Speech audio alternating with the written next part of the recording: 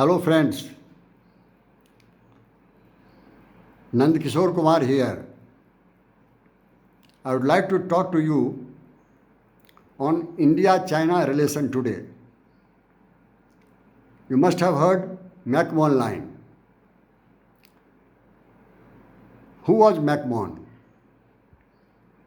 I tell you, he was the leader of Indian delegates involved for demarcation of India-China border,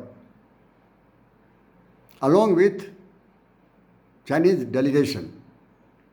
At that time, India was under British Empire and China was under Sun Yat-sen, Dr. Sun Yat-sen. He was the president. He was a big person who had the credit to defeat one of the mightiest empire, what is known as Manchu Empire of China. He won against Manchu Empire in 1911 and 1914.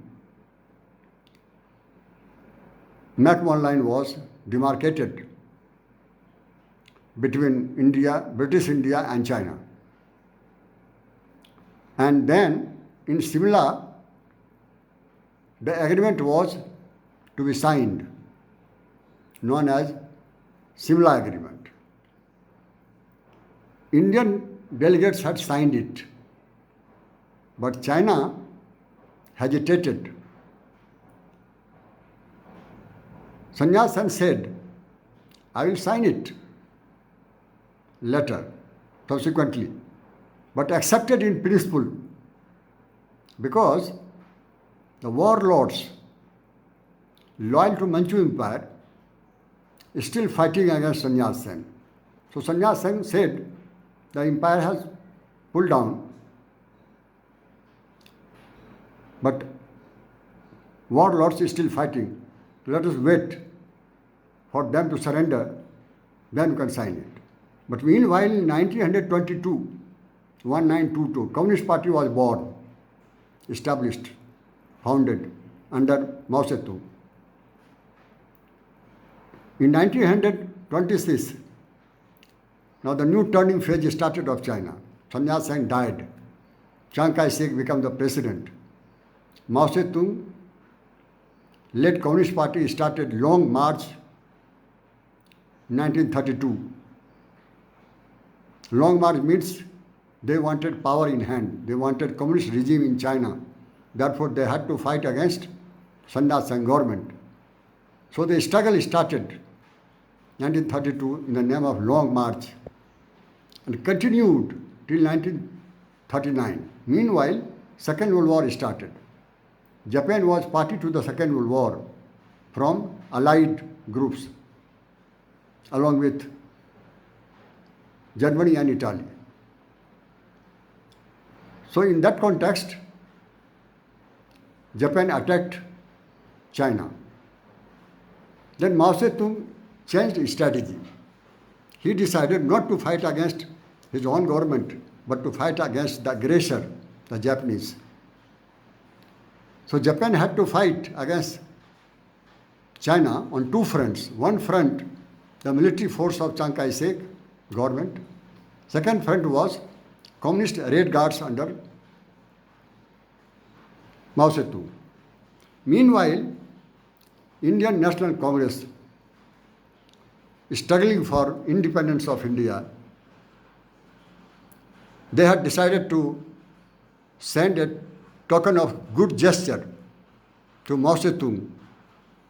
And therefore, under Dr. Kutnis, a medical mission was sent to him, who served with the Communist Red Guards. Finally, the war continued till 1945, the end of Second World War. Once the Second World War was over, Japan surrendered. Then Mao Zedong again came back to the previous strategy to fight against the government. And that was continued till 1949. In September 1949, Chiang Kai-shek government ran away along with 15,000 his supporters to Formosa, the island of China, what is known as today Taiwan. Taiwan, the capital is Taipei. And September 1949, the whole China, except the Formosa, came under communist regime for the first time. And India by that time got independence in 1949, 2 years before, almost 2 years before. So India immediately recognized communist regime as the legitimate government of Chinese people. And not only that, India was the second non-communist country which recognized communist regime. Second non-communist countries. Who was the first? Russia and others were the communists who had recognized, no doubt, immediately. But after communist countries, the first was, second was India. Who was the first? First was Burma. Burma recognized, Burma was non-communist, then India recognized. So that was importance India had given to communist regime. Despite that, Nehru had a special relationship with Sun Yat-sen and subsequently Chiang Kai-shek also. But sometimes the face of politics becomes cruel, forcing the nation to decide something else despite liking one thing and deciding something different. That is what had happened. So, again I am coming back to McMahon Line. McMahon Line was, in principle, both India and China accepted in Simla 1914, but communist regime never accepted. Mao Zedong, right from 1922, never accepted McMahon Line as the final demarcation of the boundary between India and China. And he was strict on his announcement made in 1922, continued till 1949. That was the only hitch. Otherwise, Nehru was doing everything for the sake of communist regime of China. That is what the demarcation line based on McMahon Line, what you call it. But one more interesting thing you know, subsequently, or even before, Mao Zedong never accepted McMahon Line as India-China border. But in between India and China, Nepal is also there. Bhutan is also there. Sikkim was also there. Burma was also there. So Nepal, Bhutan, Sikkim, Burma, all four countries are there. Out of the four, three are known as Himalayan kingdom. All were the kings. All four countries are known as buffer states. Buffer states are those states which exist in between the two big powers. And incidentally, except Burma, all three, Nepal, Bhutan and Sikkim, all three countries are landlocked countries. Landlocked country means the country which do not have access to sea.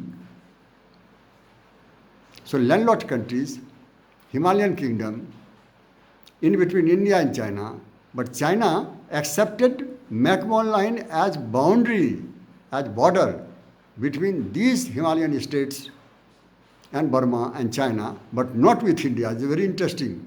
Same demarcation known as McMahon is not considered by China as the final boundary, but as regards Nepal is concerned, Bhutan, Sikkim and Burma is concerned, the McMahon Line is the final demarcation, and China had no dispute. I mean, the communist regime never had dispute on border as regards these 3-4 buffer states are concerned. Then India-China boundary is total around 4,000 plus kilometers. One of the biggest boundary. So this is what the whole story is there about McMahon Line. Thank you so much.